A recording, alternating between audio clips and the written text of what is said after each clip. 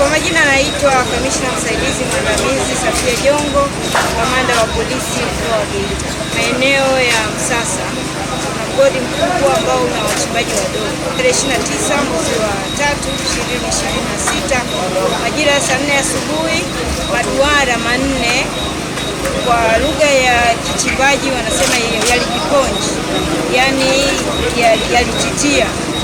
Baada ya maduara hayo kutitia, jeshi la polisi tukishirikiana na zimamoto na uokoaji pamoja na vyombo vingine vya usalama tulifanya juhudi pamoja na kikosi cha madini kuhakikisha kwamba maduara haya chanzo cha titia ni nini na kama kuna madhara yoyote kwa binadamu.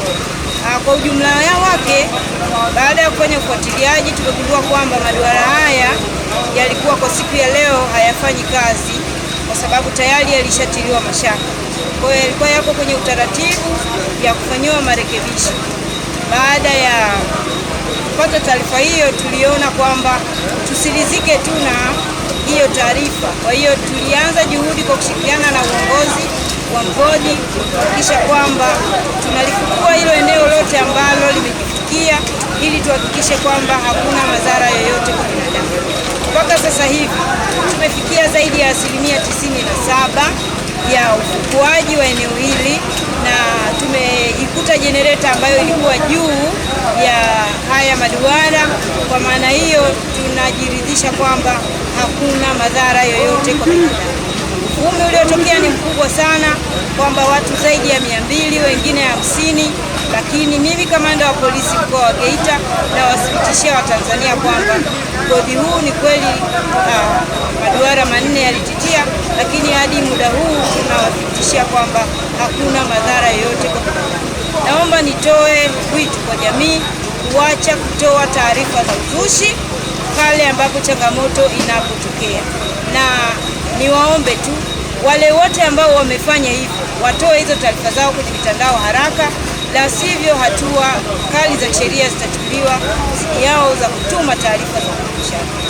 Kwa majina naitwa Msaidizi Msitu, kaimu kamanda wa jeshi la uokoaji mkoa wa Geita. Zoezi limeenda vizuri.